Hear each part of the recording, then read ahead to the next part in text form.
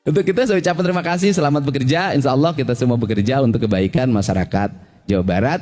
Dan insya Allah dan saya ucapkan terima kasih pada jajaran pemerintah Provinsi Jawa Barat, yang jajaran Bina Marga, jajaran PU, jajaran Bapenda, yang dengan logika yang saya buat mau melaksanakan tugas. Mungkin kalau di tempat lain rapatnya itu 7 kali. Saya begitu bangun jam 5 langsung telepon Sekda, telepon kepala Bapenda, kemudian telepon salah satu kepala bidang. Jam 9 harus keluar surat keputusan tentang pembebasan pembayaran tunggakan pajak dan dendanya.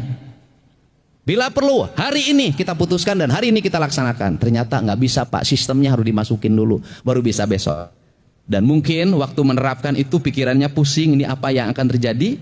Ternyata yang terjadi adalah berbalik.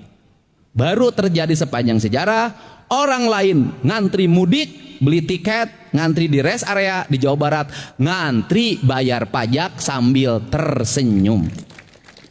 Nah, gitu loh. Bayar pajak sambil tersenyum, luar biasa.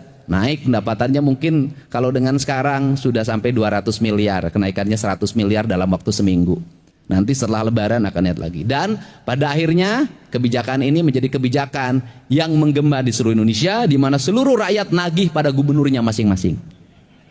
Saya ditelepon Gubernur Jawa Tengah, gara-gara Pak Jabar ini saya jadi harus membebaskan. Ya sudah, saya bebaskan. Kemarin Banten, Pak Dedi saya juga mau melaksanakan. Sumatera Utara sudah melaksanakan, dan beberapa provinsi akan melaksanakan. Semuanya dimulai dari Jawa Barat.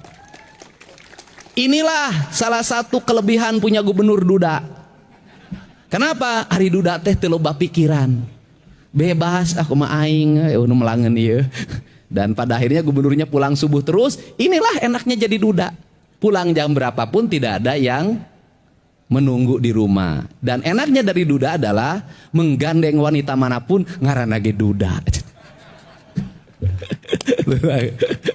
Ucapan terima kasih. Dan Pak Pimpinan Dewan mohon disampaikan, ini seluruh rangkaian ini mudah-mudahan bisa melahirkan tambahan pendapatan.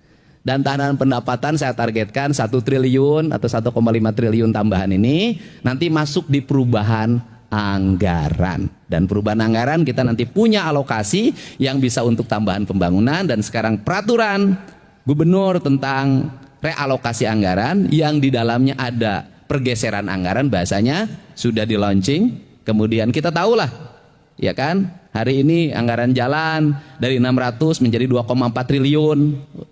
Baru sepanjang sejarah. Download Tribun X sekarang, menghadirkan lokal menjadi Indonesia.